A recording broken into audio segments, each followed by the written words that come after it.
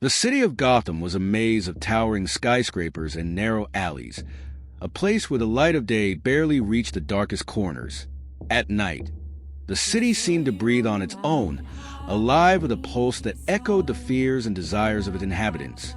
But amidst the chaos, there was one constant: the Dark Knight. The man behind the mask, Bruce Wayne, was a figure torn between two worlds. By day, he played the role of Gotham's favorite son, a billionaire philanthropist who funded charities and attended galas. But by night, he became something else entirely, a vigilante who walked the line between justice and vengeance.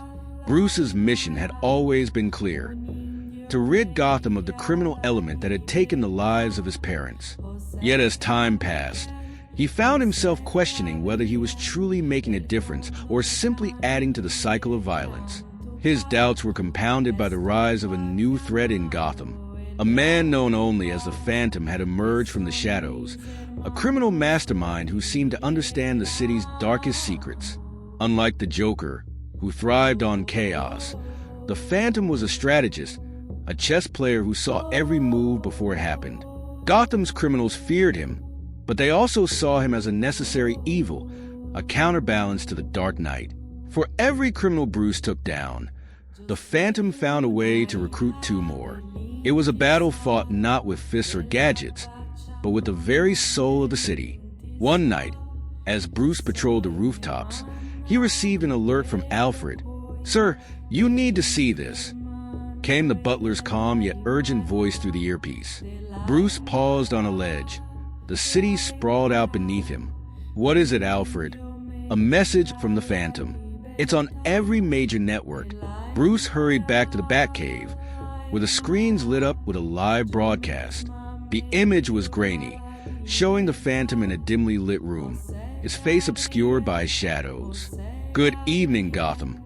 The Phantom's voice was calm, measured, a stark contrast to the madness of the Joker. "For too long, this city has been under the illusion that the Dark Knight is its savior. But I ask you, at what cost?" Bruce clenched his fists, his eyes fixed on the screen. "You see, Batman is not the hero you think he is. He is a symbol of fear, a force of destruction, and like all symbols, he can be corrupted, manipulated. The truth is, Gotham doesn't need a savior in a mask. It needs something else, something real." The broadcast ended abruptly, leaving the city in a state of confusion and fear. Bruce knew the Phantom was right about one thing: symbols could be corrupted. He had always feared that one day, someone would turn his own mission against him. But Bruce wasn't one to be easily deterred. He knew he had to confront the Phantom, not just to stop him, but to understand him. There was a connection between them, something deeper than the usual villain-hero dynamic. The Phantom was different. He wasn't just after power or money. He was after the very soul of Gotham, just as Bruce was. Over the next few days, Bruce and Alfred worked tirelessly to track down the Phantom. But every lead seemed to end in a dead end, as if the Phantom was always one step ahead. Finally, a breakthrough came.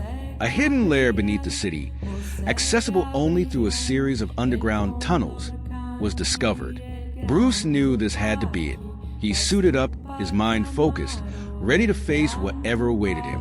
The lair was dark and cold, the air thick with the smell of damp earth. As Bruce ventured deeper, he noticed symbols etched into the walls, symbols he recognized from his own research into Gotham's history. The Phantom was waiting for him in the center of the chamber, his back turned. Bruce approached cautiously, his every sense on high alert. "You finally arrived," the Phantom's voice echoed through the chamber. He turned slowly, revealing a face that was both familiar and alien. It was Jason Todd. Bruce's heart sank. Jason, the former Robin, the one he had failed to save from the Joker's clutches. The boy who had once looked up to him as a father figure now stood before him as his greatest enemy. "I thought you were dead," Bruce whispered, his voice laced with regret. "Dead?" Jason chuckled darkly. "No, Bruce. I was reborn in the fires of your failure." The two stood facing each other, the weight of their shared history heavy in the air. "You abandoned me."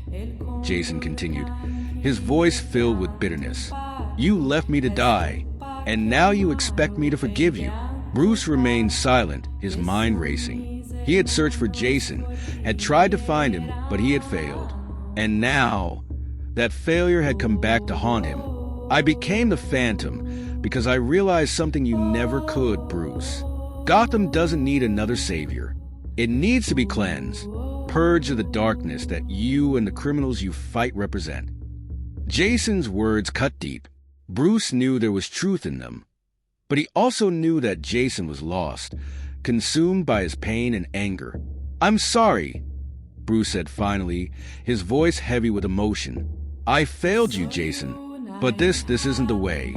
Jason's eyes narrowed. "It's the only way. Gotham has to be destroyed so it can be rebuilt. And if you won't help me, then you're just another obstacle." The room erupted into chaos as the two former allies clashed. Their battle was brutal, each blow fueled by years of unresolved anger and guilt. Bruce fought not just to stop Jason, but to save him from himself. But Jason was relentless, his skills honed by years of training and a burning desire for revenge. He had become everything Bruce had feared, a mirror image of the Dark Knight, but twisted by pain and hatred. In the end, it was Bruce's determination and love for Jason that tipped the scales. He managed to disarm Jason, pinning him to the ground. "Jason, stop!" Bruce shouted, his voice breaking. "You're not this person. You're still Robin. You're still the boy I raised." For a moment, Jason hesitated, the anger in his eyes flickering. But then, the darkness returned and he pushed Bruce away, escaping into the shadows. Bruce was left alone in the chamber, the weight of his failure crushing him. He had won the battle, but the war was far from over. Jason was still out there, still determined to destroy Gotham. As Bruce made his way back to the Batcave, he knew that his mission had changed. He was no longer just fighting to save Gotham.